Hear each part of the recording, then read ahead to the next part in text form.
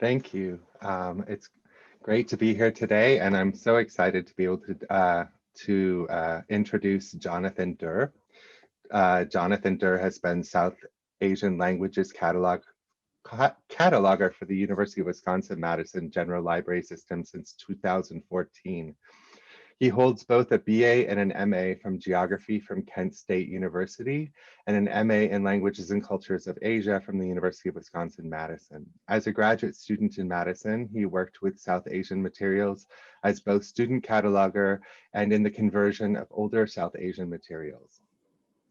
So a little background, if I'm the face of South Asian studies in the libraries, Jonathan is the neck, the backbone, and pretty much everything else of the corpus. Since his work is not as visible as mine, I'm glad to have the opportunity to feature all he does. Jonathan makes everything that we order visible and discoverable. He works diligently to do so for our collections and for other collections in our cooperative efforts. He oversees student workers who aid in cataloging international and area studies collections. So this benefits us in South Asia and South Asian studies, but also in other area studies collections. If we did not have him, I have no idea truly how any of our special orders, gifts, donations, and other unique items would even be cataloged. One of his particular interests, about which we'll no doubt learn more about today, is the addition of vernacular scripts to existing bibliographic records, something that will enhance their searchability. This is very important for non-Roman scripts. Jonathan also catalogs South Asian materials for other Big Ten universities, as I mentioned, as part of the Big Ten Academic Alliance Cooperative Cataloging Partnership, and is active in CONSOLD, which is the Committee on South Asian Libraries and Documentation. That's where all the South Asian and South Asian adjacent librarians meet, and SACOOP, the South Asian Cooperative Collecting Group, which is loosely affiliated also with CONSOLD. Please welcome us please join us in welcoming Jonathan Durr. Well, thank you very much for that introduction, Todd. I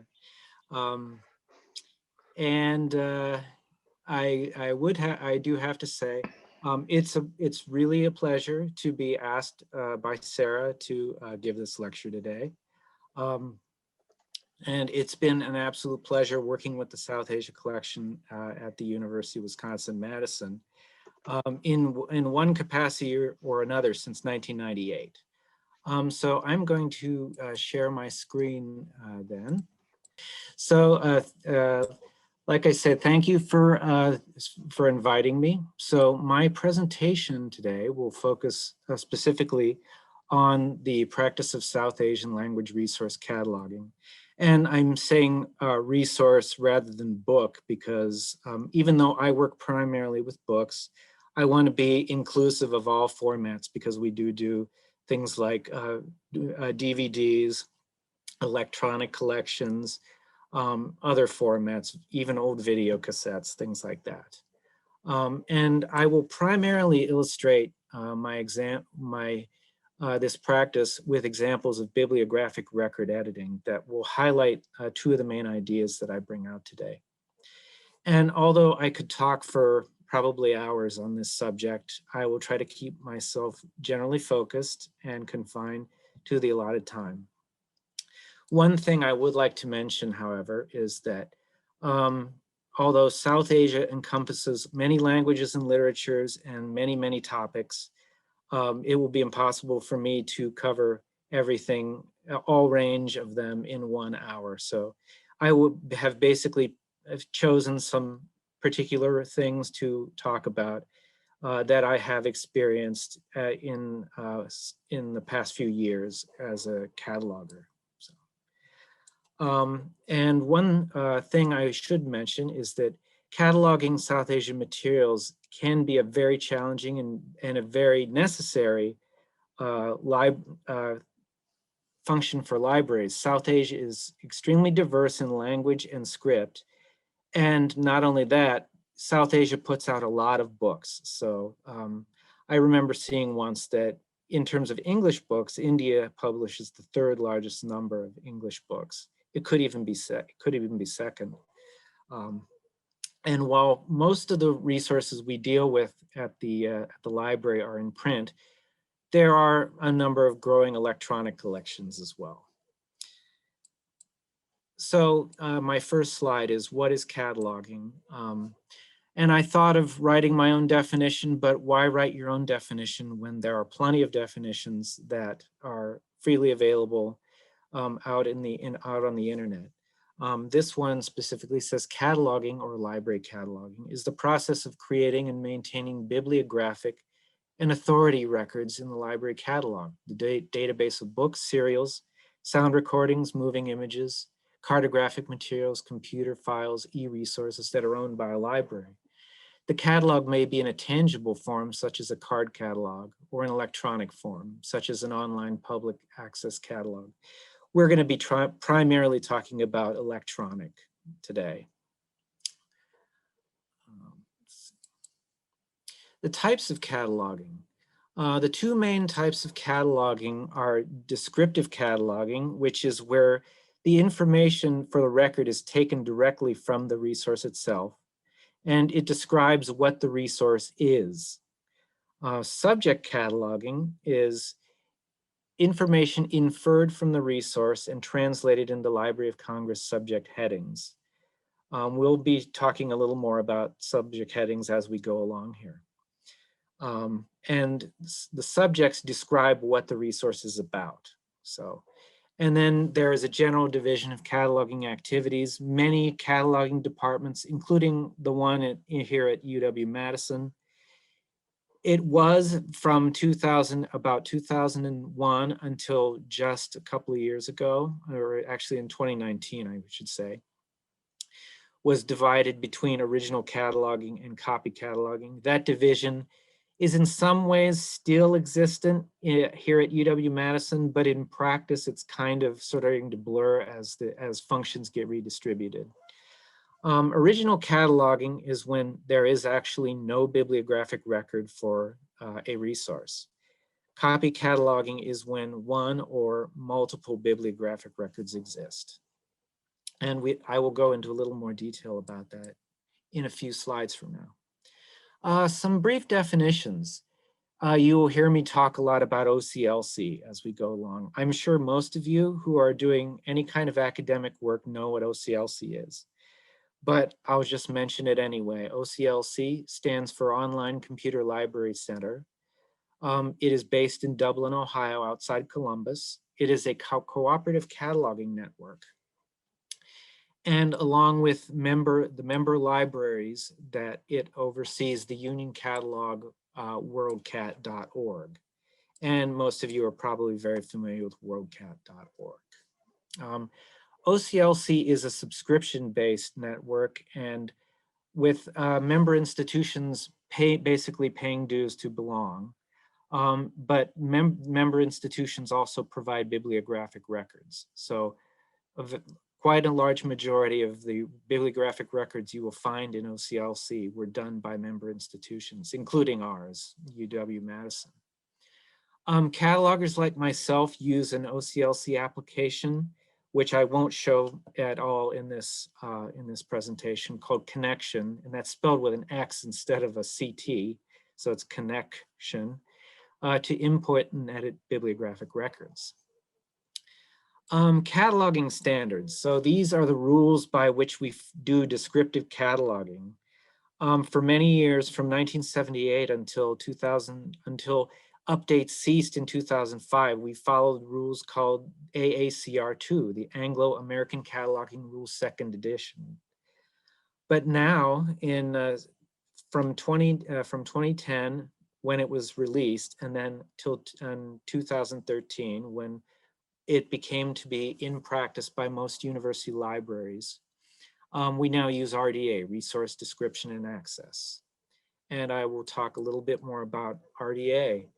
RDA was originally intended to be an update of AACR2, so it was going to be called AACR3. But then they decided that we're just going to create something new. RDA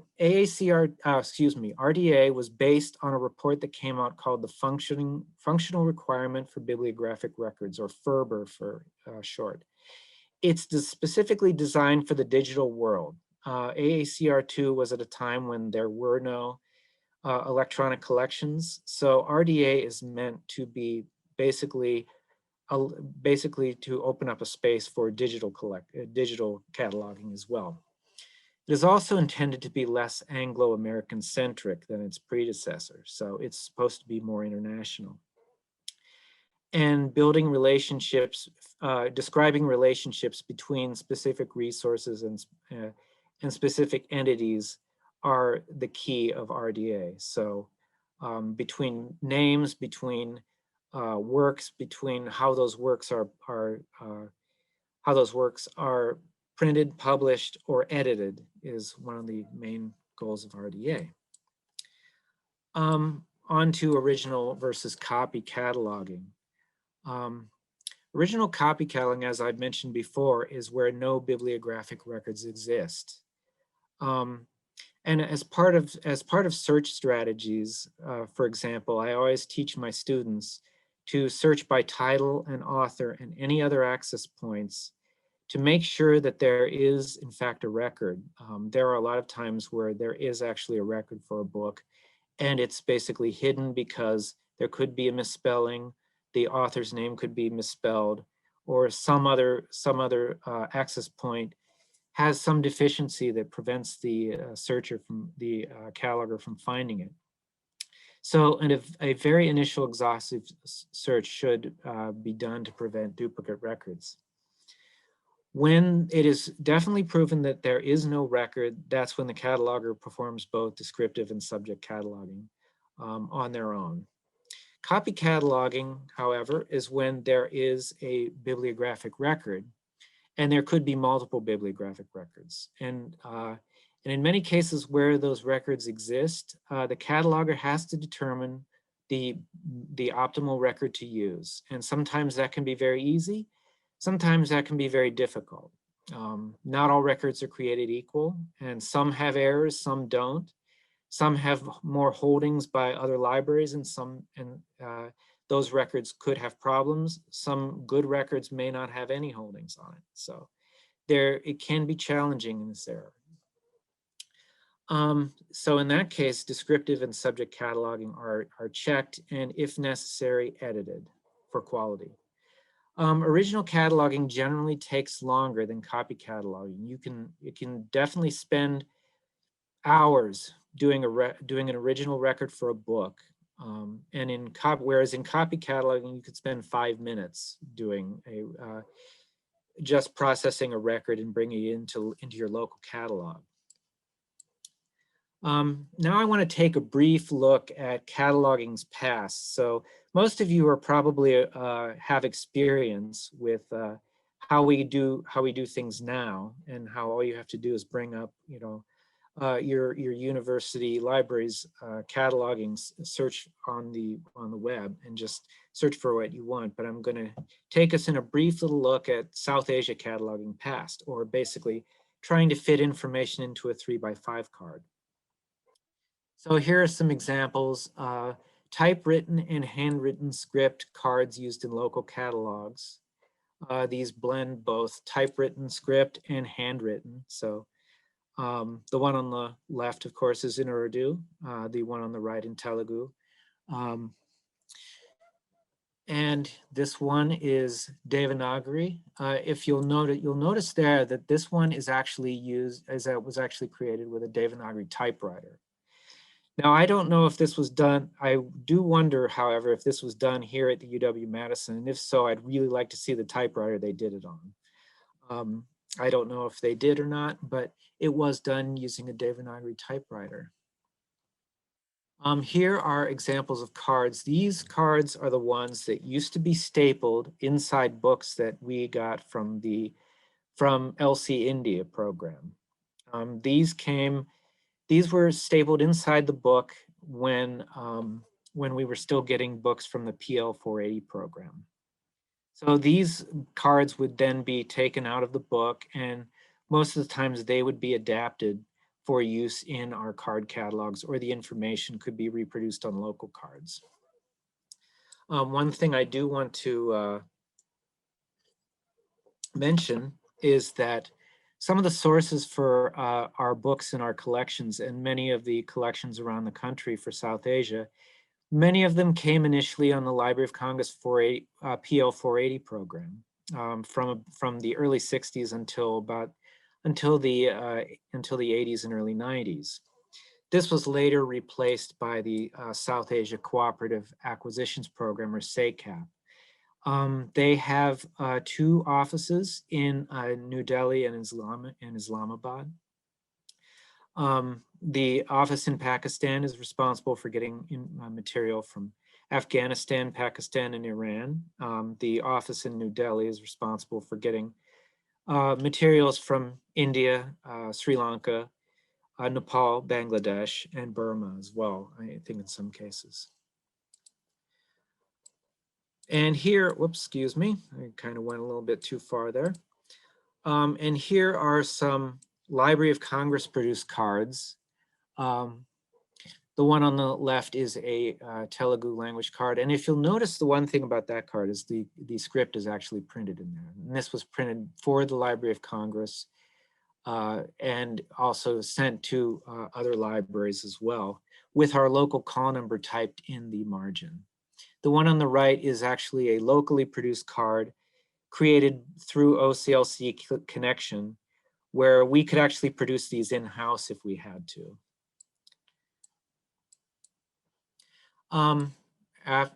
After talking about cards, I want to talk about the MARC record. So the MARC record is how we transition from keeping all this information on cards to keeping this information electronically. The MARC record, it stands for Machine Readable Cataloging Record, and it was developed in the 1960s by Henriette Avram to allow bibliographic information to be shared electronically between libraries.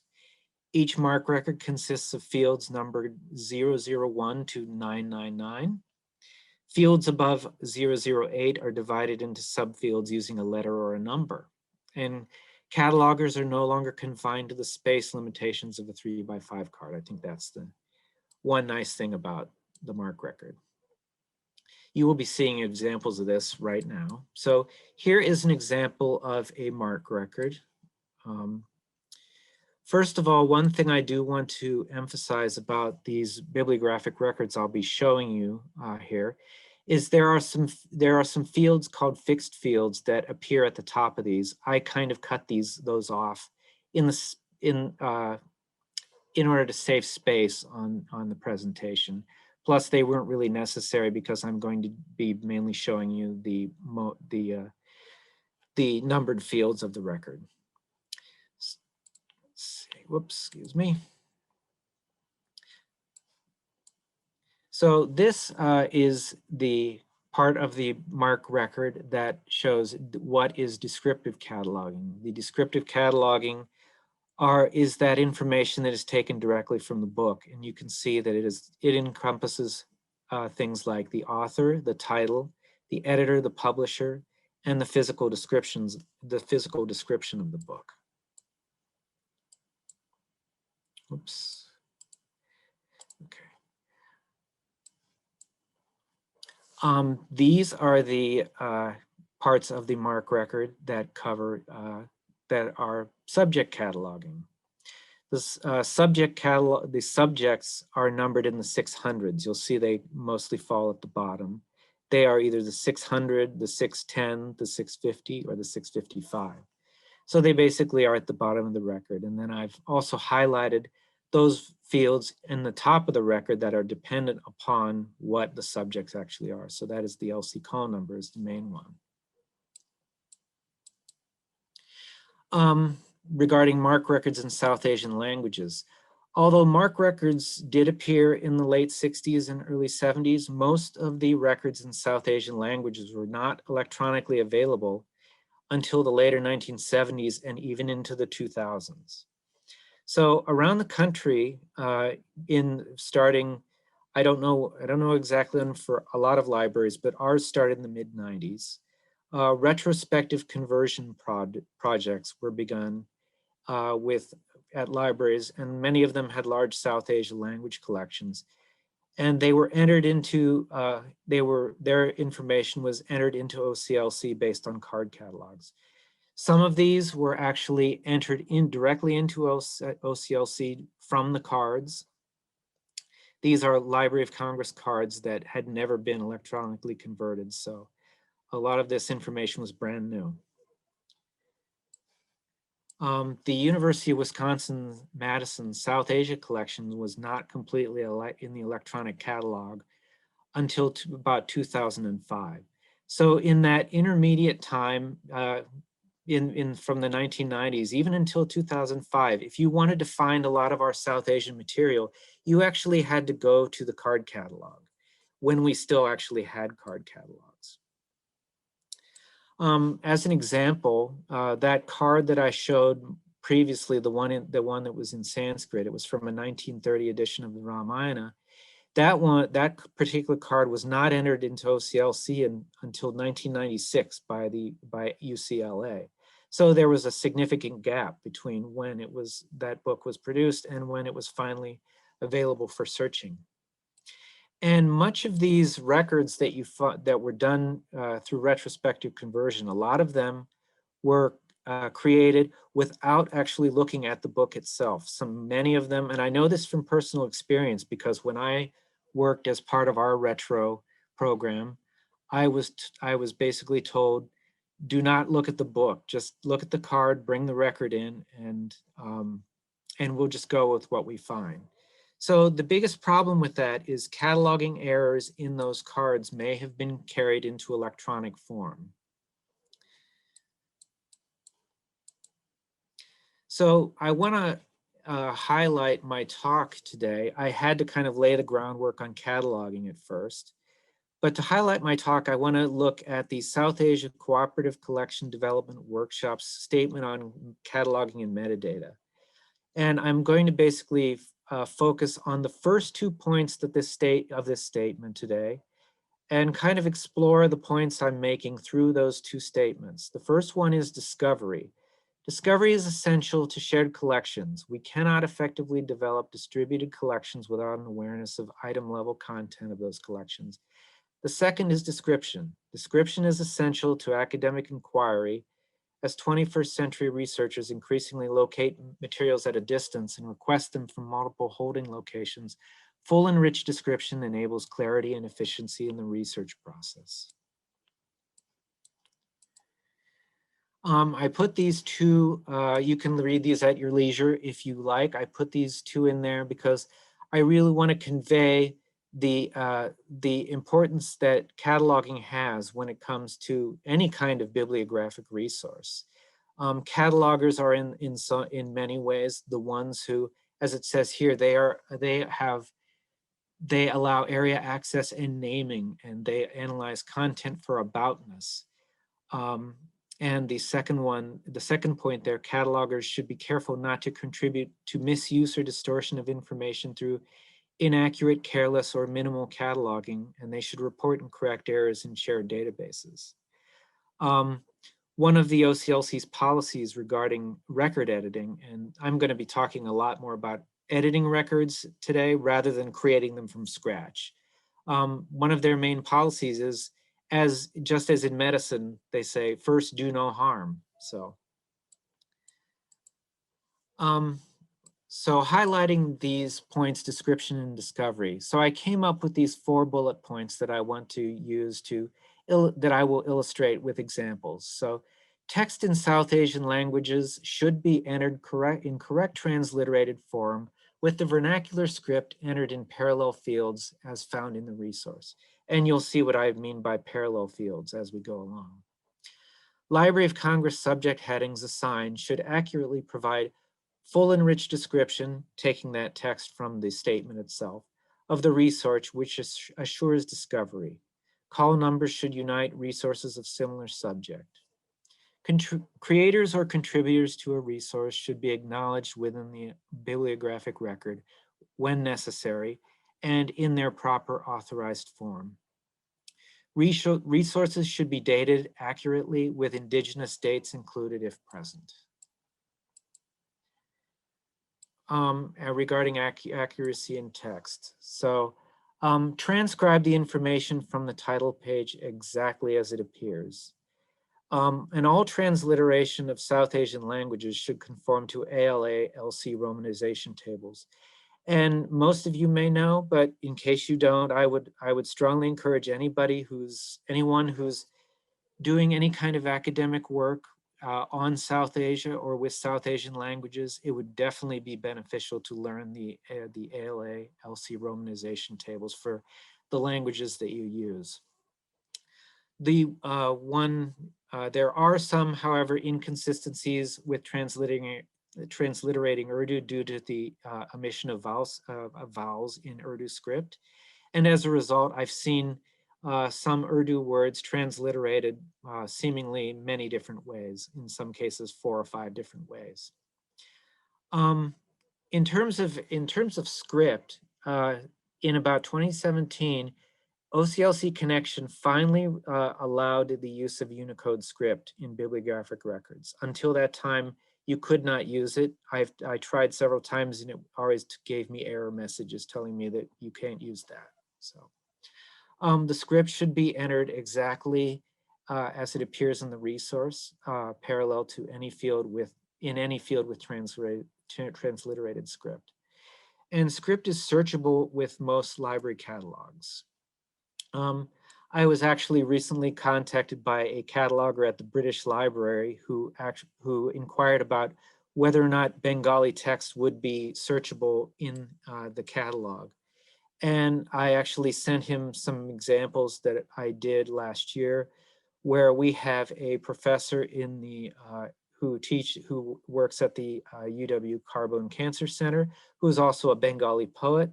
I sent him a link to the records we did, that I did of her work, and he found that the Bengali script displays wonderfully in our catalog, so he'll have to check to see how it does in his as well.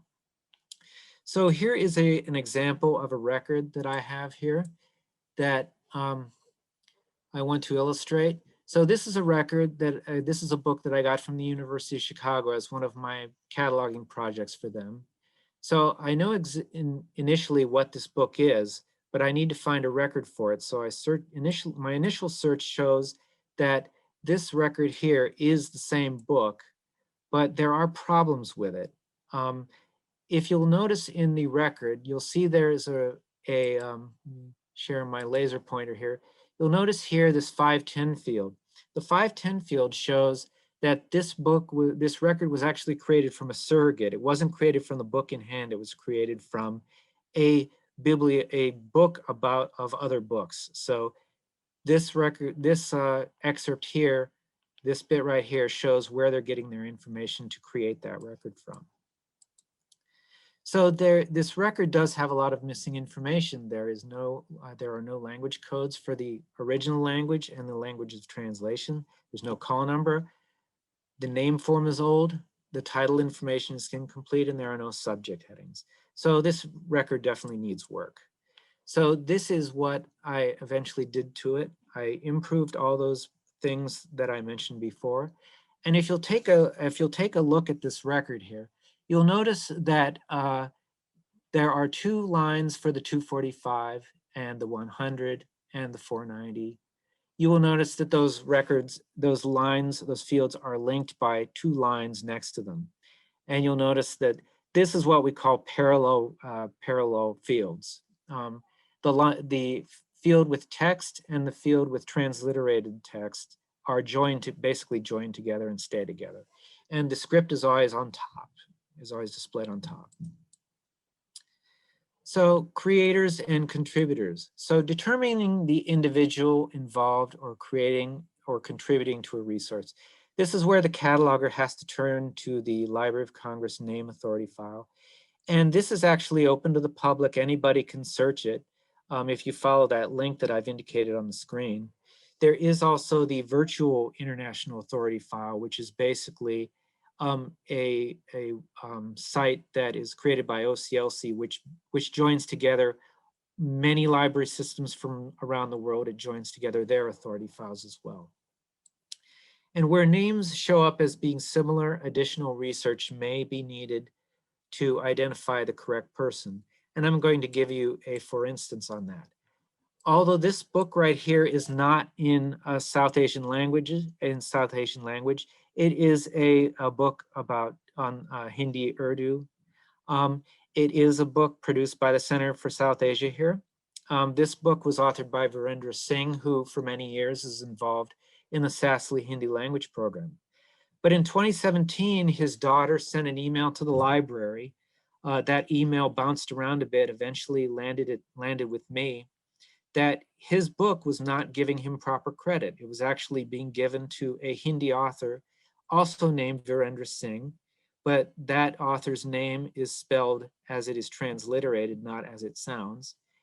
I actually had to explain to somebody in circulation in our library how Virendra Singh and Virendra Simha are the same name, they just look different. But taking information from her and also information from the Sasli website, I created a new name authority for him. And fortunately, I was able to fix all the records and give him the credit he deserves for the books that he wrote. Here's another example of a record that this record was created by us. And if you look at the 040 field up here, you'll see this tag that says 040. This shows who created the record. That three-letter code, GZM, that is us, the University of Wisconsin-Madison. Many times you'll see DLC, that's the Library of Congress. After a while, you get to know those symbols very well. So this record was actually imported, This record was actually imported into our catalog in 1999, presumably as part of the Retro project. And it was most likely entered from a typewritten or handwritten card. I don't know, that was lost. But basically it was taken from a book where all the information for this record was taken from the book itself without any outside research or access to many databases. So I basically had to figure out who exactly this person was and fix this record to reflect who this actual person was and if they have a proper name authority. So it turns out it actually was where it was actually the original record cataloged as Hindi. This author is actually an Urdu poet, and he has his work would be cataloged as Urdu literature. So if you'll notice here, I entered his proper name in a 100 field here for the author, as well as entering the script necessary there. I also added him as a 600 subject because there is bibliographic content to this record, and anybody who wants to find bibliographical information about this person would definitely like to see this book. So for call numbers are assigned according to the LCC, Library of Congress classification schedules. Some resources may still be classified in defunct call numbers, such as BL 1245, which is Hindu religion. And prior to 1981, Vedic religion was classed as in PK as literature, but now it's in BL as religion. The call number is determined by the first Library of Congress subject heading in the bibliographic record, and usually changes in subjects require changes in call numbers. So I'm just going to fly through some brief examples of this. Here's a record that I came across. It seems very provisional. There are some typographic errors in it, which I highlight here. The class number is class for Hindi language general special script, but there are no subject headings, so I don't know where they're getting that call number from. There are a few typos in here. I've indicated the words that are typed wrong and what they should be. And of course, Library of Congress subject headings are completely missing. So with a little editing, I add the Library of Congress subject headings, add all the script to the record, make sure it matches the book properly, and I change the author's name. In this case, the author did not have an authorized name form, but I changed the name in order to match the transliteration of the author's name. And as you can also see, I also changed the class number. Before it was PK 1932. but I changed the class number to 1939 to match Hindi language usage. Here's another example. This record shows, appears as if it is a book that is written by this person in the 100 field, and that it's a work of fiction. But it's not actually a work of fiction by that person. It's actually a work of translation by that person of 13 Urdu short stories. So I had to change the record to reflect that. The 050 field here reflects Hindi literature, and it is as if that person was writing the book. So I changed the record to this, which revised the record to, so the work, it actually reflects that it is a collection of Urdu short stories translated into Hindi. I even added the 505 table of contents, which lists the stories present. And these 505 fields will show up in a catalog. You can search them, say, for example, for UW-Madison, you can search them. Library of Congress subjectings, I'll fly through these. The Library of Congress standards dictate that any subject assigned should represent 20% of the resource's content. They should be focused rather than broad, and we should ensure appropriate variations within subjects. As an example, there were a lot of books in the 60s and 70s that had a blanket subject Shaivism, where in fact they should have made the distinction between whether or not they were Shaiva Siddhanta or about Virashaivism. And also I have this about text commentary, super commentary. Texts and commentaries and super commentaries should always be classed together, usually right next to each other, because they're works about works about works. Here is an example of subject editing. I don't have records for this. I just thought I'd illustrate in a few lines. So this book is, we hold this here at Memorial Library. There was one subject that was assigned to it when I looked at this book. It was India biography, which is not wrong, but it's not absolutely the best that it could be. It is a collective biography, but it does omit some context would be more useful to researchers. So I basically changed it to this because, as you'll see, it is about his friends and associates in the non-cooperation movement from 1920 to 1922. So the author himself is mainly the prime subject. So I attributed him as the prime subject with the subfield friends and associates. But researchers who, say, for example, are researching the non-cooperation movement would really probably like to get their hands on this book. And fortunately, adding a subject heading for this helps do that. Here's another example where this book is held here at Memorial Library. As far as I know, we have the only copy of this. There are no other holdings on this record. These subjects were assigned, but here's a case where all these subjects kind of circumvent the true subject of the book. First word of the subject of the book is Sharanagati. But strangely enough, the first word of the book is actually also the best subject. Those subjects are not as focused. There is one subject that describes this book perfectly. Fortunately, the first word is actually an authorized LC subject, and fortunately, it has its own LC class number, which makes classifying it very easy. Here is a brief example of editing this OCLC record on Hindi literature. I pulled this because there was a discrepancy between what I saw as the subjects and what I noticed in the title. So I made one little change, and the key here is that the title reflects medieval Hindi literature rather than just Hindi literature in general. So changing, adding this 1500 to 1800 in the 650 subject, that leads to revising the call number, which changes the call number from PK 2032 to PK 2036.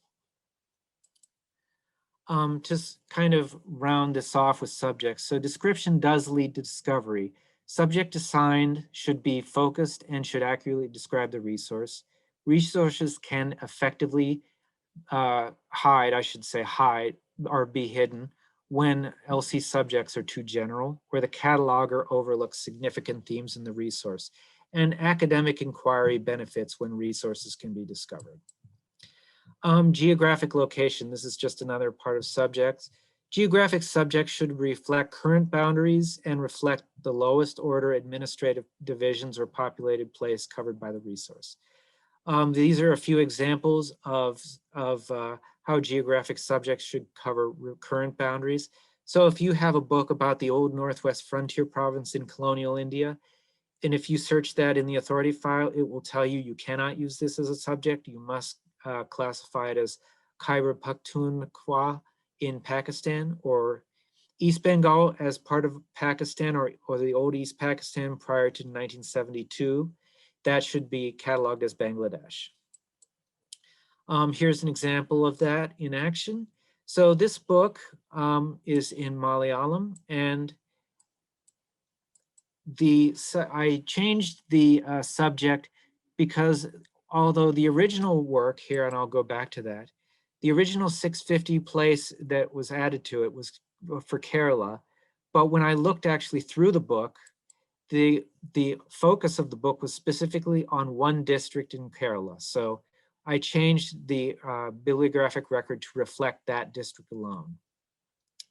Plus, I added that district as a 651 subject with the subfield for scheduled tribes. So, and that resulted in a class change from DS, which is history, to GN, which is anthropology.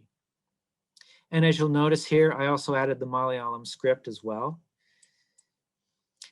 Dating the resources, I just included these as an example of all the different ways you'll find dates represented in South Asian works. So you'll have dates represented for the Common Era in devanagari in many different ways. The Islamic year, the Bengali year. You'll have also other indigenous calendar system, the Vikrama Samvat, and also that will very often be printed alongside years for the Common Era as well. You'll even have the Vira Nirvana Samvat for Jain religious works in Prakrit, Sanskrit, Hindi, or Gujarati. And then I've actually also run across two other calendar systems in some works. One based on Swami Dayananda Saraswati, and also Kabir as well. You'll find these, so the Sat Kabir Abda, you'll find this primarily in works by Kabir Panthis as well. I put this example here because it contains both the date for the Vikrama Samvat date, the date for the Common Era, and the Sat Kabir Abda date as well. Okay, where dates are lacking, estimation is permissible. And because most years and calendars overlap, in most cases, unless qualifying information is present, they are considered spanning both years. So if only one Vikrama Samvat year is indicated, I will give it a questionable date and say it could be either or. But in this case, the common year is given, so I would enter it as this and as this. I will fly through these last remaining examples. I see I'm kind of running low on time here. This is a map from a Tamil language world atlas that I cataloged for the University of Pennsylvania. There was no date present, but fortunately, because of this map of South Asia, I was able to at least get the date down to about maybe the mid-50s or so. Because of the boundary changes in Northwest India, I was able to see that it did, you can see the impact of the States Reorganization Act of 1956. And Punjab includes Haryana, and early Himachal Pradesh is indicated as a union territory. So it probably places the date closer to 1957 or 58. South Asian language resource cataloging, I would say that it's extremely helpful in that to have a broad knowledge of the history, geography, cultures, and language traditions of South Asia. And it is actually, and my background in geography actually helps us very well, because geographers are usually very broad in their in their academic pursuits, and they like to learn a lot about things. They tend to go a mile wide and an inch deep, as it's said. But yet, I do like the challenge of being able to take some deep dives into topics if I have to as well. Cataloging is like writing. You must revise and revise and revise. You would never write anything without revising. Also, I do want to talk about, there is something called cataloger's judgment. This is mainly on issues of descriptive cataloging, where if two things are equally likely, you have to choose one over the other.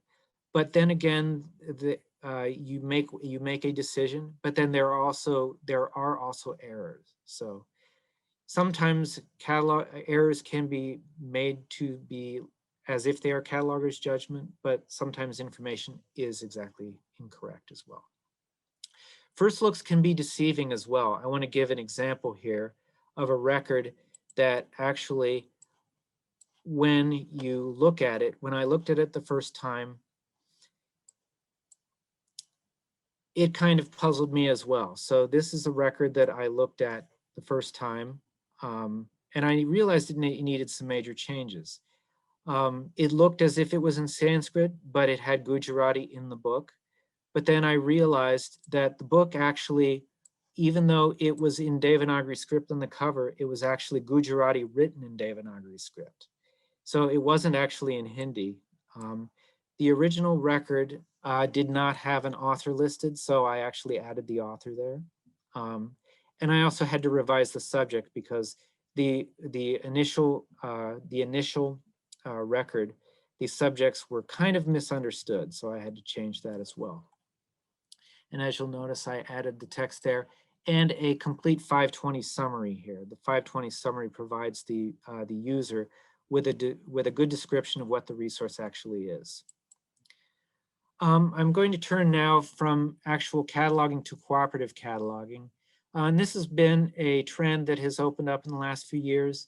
I'll allow you to just briefly look at that statement there. This was by Christopher Cronin, who is the former director of technical services at the University of Chicago Library.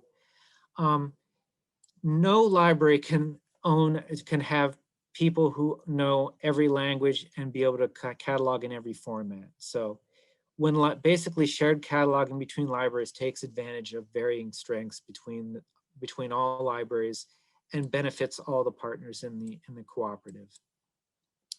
So the BTAA CCP, the Big Ten Academic Alliance Cooperative Cataloging Partnership, was conceived in 2013, and it was called the CIC then, the Committee on Institutional Cooperation.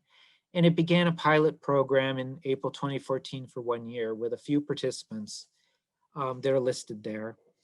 Now, 12 of the Big Ten universities are taking part, and actually the University of Washington has also joined the cooperative as well. SACOOP, the South Asia Cooperative Cataloging Partnership, so talks were initiated in fall of 2020, aimed at creating a nationwide South Asia Cooperative Cataloging Partnership, following the BTAA style model as well. One thing I do want to mention about the BTAA CCP is that it has a set of shared documentation online, and cataloging requests are actually sent via listserv. Costs are incurred in kind by each institution, and item delivery is handled through interlibrary loans. So it really minimizes the financial layout for any one institution. The benefits of cooperative cataloging. So member libraries gain access to a cataloger with a better understanding of the religious, sociocultural, geographic, and linguistic context of the book. Fewer cataloging backlogs. And I know from experience, every cataloging department has backlogs. So, and some cataloging departments have things that have been sitting on the shelves for years. Catalogers can access a wider range of materials to catalog, and by getting access to some of these materials, catalogers can improve existing back bibliographic records, completing them or correcting them, and improve access as well. So thank you very much for listening to this. I welcome any questions or comments you may have, and if you feel more comfortable sharing your comments not in the presentation, please feel free to email me later on.